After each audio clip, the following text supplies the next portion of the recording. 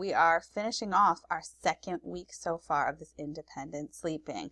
Okay, now you guessed it. Nights 7 to 9, you are at the midpoint between your baby's crib and the door. Now we want to talk about the final phases of this gentle phase out method. Now you can see in this picture, we're outside of the room at this pace, and that's what I want to see happen. It is time to move further away here and get that visual aid further away. Get that hearing audio aspect further away, so that way your baby hears you less and is expecting less and less of your involvement. So what I want you to do now is go to your baby's crib, put them in the crib, put them in their bed, put them to sleep, and after you've done that, I want you to leave the room completely. I want you to be at a place now where your baby can hear you but cannot see you. So we're getting rid completely of the visual aspect, but still very much ensuring that your baby can hear you. And remember, we did this gradually. First, your baby could feel you from the touch, could see you, and could hear you. Then we got rid of feeling you, but could still see you and hear you. We slowly phased off the seeing you. And now I don't want your baby to see you at all, but still can hear you. So I want to get rid of that to make sure that your baby can really go down on his own. But a few important things here. I don't want it to cut to a point where you feel like your baby is completely dependent on needing to hear you to sleep.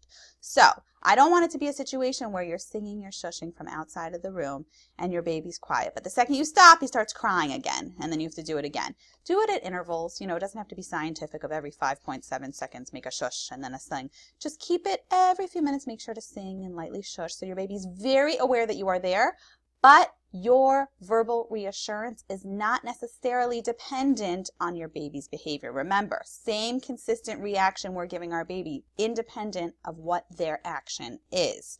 Okay? Still make sure you do this at bedtime, middle of the night, aside from any feeding time, and respond immediately.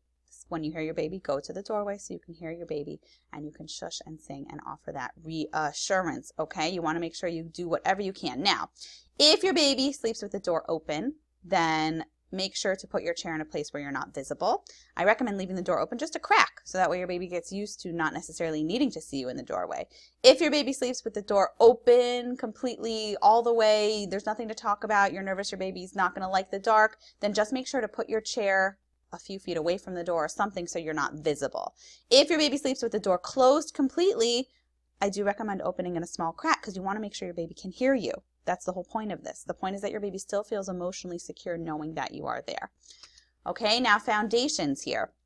At this point, you might be ready to go to the good sleep finish with the nap week, which is week number 3.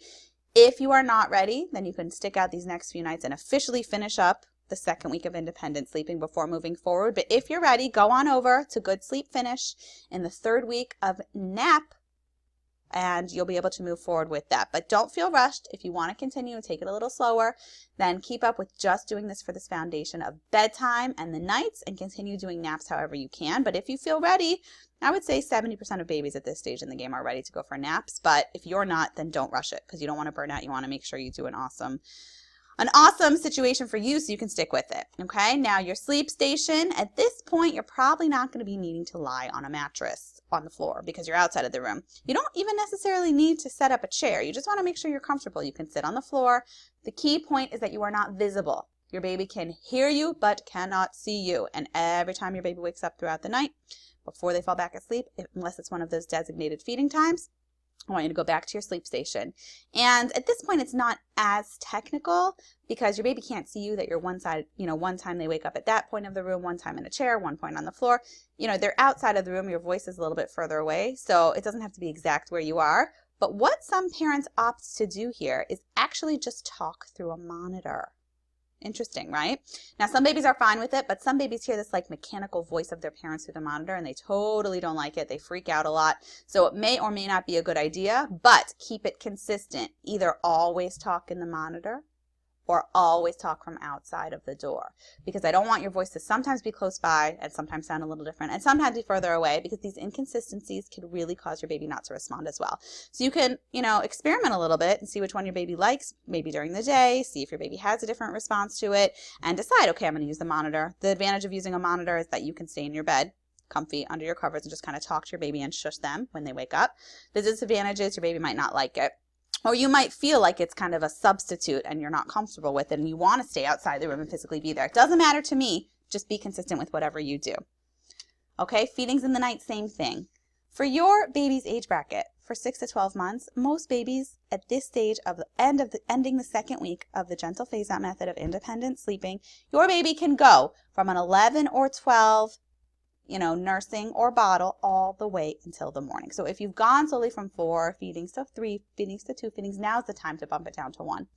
Just feed your baby that one time around 11 or 12. Anytime they wake up before, go back to where they can hear you but not see you of your sleep station. Reassure them. Anytime they wake up once after, good to go. Can feed them that one time. But try to stick with one time unless your baby, you're still at the 2-point feedings in the night. Then try to make it your goal within the next few nights that you can get it down to 1. Because most babies, and I say most, our babies aren't robots here, but most babies at this stage in the game can go that entire 6, 7, 8 hour and even 9-hour stretch, assuming they're gaining weight during the day and they're eating properly and they're developing properly and all the, checks and I's and T's are crossed above the dotted line. But, obviously don't push your baby to do something he can't, but just keep it in mind that your baby could probably do that. So if your baby's been eating at 11 or 12 and then around 5, bump the 5 to be 6:30. If your baby's been eating around 4, bump the 4 closer and get closer to getting rid of that second one because your baby is most likely very, very ready for it at this stage. And because you have phased yourself out of the picture so much more, he doesn't need you as much. He knows how to settle back down on his own and is not as much of a dependency here going on with you. 5, second rule is the same thing. If you are doing this 1 feeding in the night, 1 bottle, 1 nursing, 1 sippy cup, 1 whatever, then if your baby wakes up and you've designated your one time to be 11:30 p.m., your baby wakes up at 11, same thing. Shush, sing from outside of the room, let them hear you. And if the time arises, at this point, the 5-second rule is going to be different because you're not leaving. You're not in there to begin with. So at that point, you can just go in, feed your baby straight away. If you're still doing it twice in the night, same thing. The 5-second rule doesn't really apply at this stage, only because it's not as if you're fully involved, have to leave and come back. So it's okay to just go straight away, go in and feed your baby. Spouse help rule, still the same thing. Make sure that you're not overstimulating. Now you'd think, what's the difference, Batya? But it is. Your baby knows the difference between your voices, knows the difference between the way you would talk or sing. And again, we don't want to teach child that if I cry enough, I get X or Y parent, or be overstimulated by hearing different voices. Keep it totally consistent just to make sure that you can move full force with it.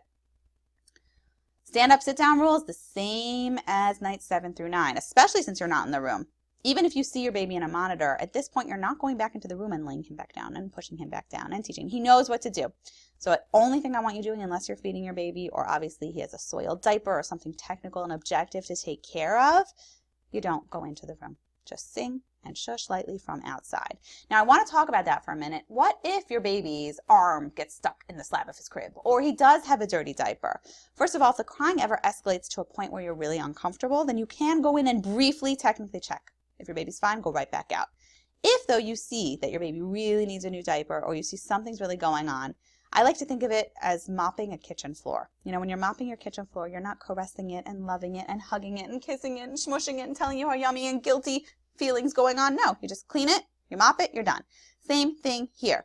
When your baby is dirty or your baby is uncomfortable or something happened that you have to physically help your baby get more comfortable, aside from laying down, because that we want him to do on his own. Let's say his foot or his sock came off and you think his foot is cold, or I don't know, his hand is in a funny position that he can't get out of in the crib. Just move it, change his diaper, do whatever you have to do and leave. Take care of it objectively and technically. You have the whole day to smush and kiss and love. It doesn't need to be in the middle of the night.